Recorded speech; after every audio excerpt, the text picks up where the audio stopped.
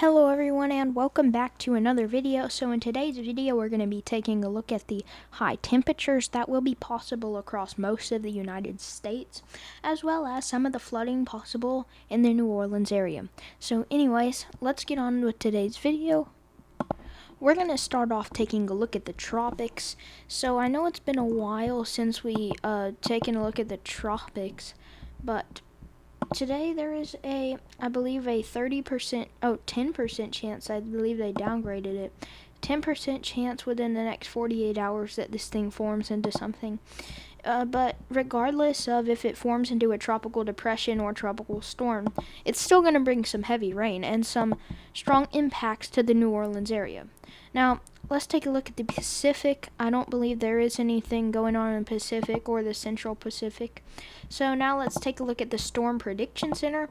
We do have a large marginal risk of severe weather going up from the New England Northeast area all the way back into the desert Southwest here in New Mexico, as well as the Rockies region here in Colorado.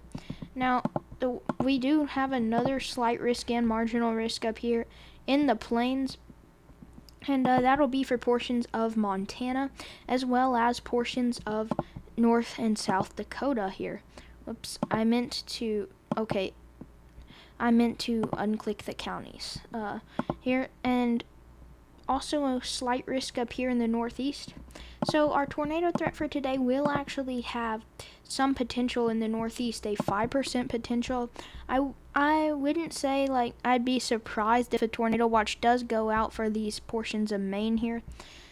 There could be a tornado watch for those portions. I'm not exactly sure what they're saying right now, but the wind risk, 5% wind risk in the plains here, as well as a 15% wind risk in Montana there. Then a 5% wind risk going all the way up into the Northeast from the Rocky Mountain and Desert Southwest region. Now the hail threat should not be too much of a problem for our eastern threats, but in the plains and the Desert Southwest Rockies region there could be some hail risk. Now, the day 2 outlook for tomorrow, we do actually have two separate marginal risks here. One for the plains here, northern plains, upper Midwest area, into the mid-Atlantic and southeast coast regions. The tornado threat shouldn't be too much of a problem, other than where there is some potential in the Iowa, Minnesota, South Dakota, and Nebraska area. And also the wind risk could be a little bit of a problem here for the plains area, as well as the mid-Atlantic southeast areas here. Now the hail threat should not be too much of a problem outside of the plains here, because the plains are going to be the region tomorrow that could see some hail.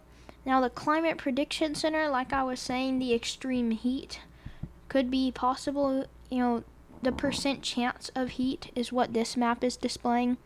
So a 90 to 100% chance. Wait, this might be, actually this is like 80 to 90% chance that there will be that there could be above average temperatures, I should say. And there's a pretty good chance for the West Coast that there could be below average temperatures.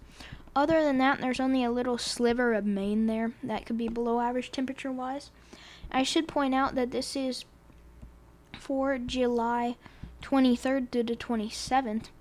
So, also above average precipitation for the Northwest here, as well as going into the Great Lakes, upper Midwest, northern plains, into the Ohio Valley, and into the Northeast and Mid-Atlantic areas.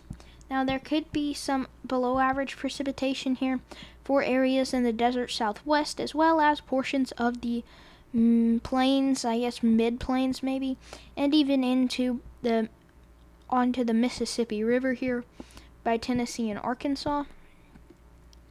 So that would be for July 23rd through the 27th. And now let's look at 25th through the 31st. We still have a large area of potential heat, as well as that area of like 60 to 70%, I believe this is, and then 70 to 80% here. So definitely heat possible for the plains and portions of the east, as well as into the Rockies here, where they have like the best chances. And below average creeping further down south into Maine, although it is kind of getting pushed out of the west coast here. Now, going down further to the precipitation outlook, drier conditions are now finally taking over for portions of the south and southeast there, and above average precipitation could be possible for portions of the Great Lakes there, as well as the Louisiana and Alabama, Mississippi, Florida area.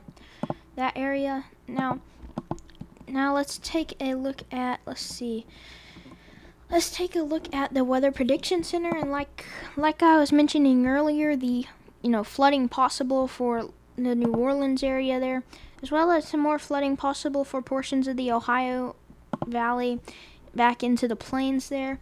Then some other isolated spots for flooding possible out here towards the west coast. Not exactly on the west coast, but out towards that way. Like, I guess if you drew like a line through the middle of the nation, they'd be to the west of that here. So, anyways, you see we have these two threats for severe weather today. The one I was talking about up here, and then the one I was talking about in the northeast.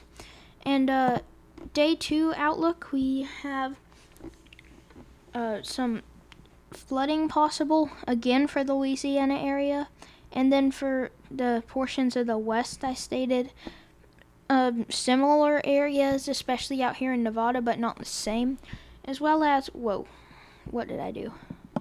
as well as portions of the plains here, upper Midwest areas, and then for the mid-Atlantic and southeast areas.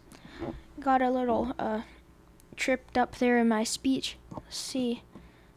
Now, for the National Weather Service watch, warning, advisory displays, we do have heat advisories and heat alerts in effect for portions of the Mississippi River areas, as well as in the mid-Atlantic areas all the way down into the southeast. We actually do have some weather alerts up here, and one of those does actually look to be a tornado warning. So tornado warnings are in effect for portions of Maine. Severe thunderstorm watches are in effect as well. So I'm not sure if I will go live for this, but I might. And anyways, back to the day 3 through 7 hazards. We have a lot of heat possible areas, I guess, highlighted in these areas, as well as flooding possible, like heavy rain possible for these areas in green here. Then the Storm Prediction Center mesoscale discussions. These are basically, they're talking about what they're going to do. This one is for the risk in the plains here. So this is like in Montana here. Wind 65 to 80 miles per hour, probable peak intensity. Hail 1.5 to 2.5 inches possible. So definitely something to keep an eye on there. And if you haven't already, please like and subscribe. But before you go, one more thing. You should check out EpicPen. They're really good. It's really good. This is the product I use in my videos here to like do the on-screen drawing. It's a really nice tool to use. It's a really nice tool to have. You can either do the free version, or you could do the pro version for $2 a month, which would include extra features like this fading ink, as well as the on-screen text, lines, circles, squares, and arrows, as well as things like extra colors here, and then also whiteboard and blackboard. Anyways, thank you for watching today's video, and I will see you in the next video. Bye.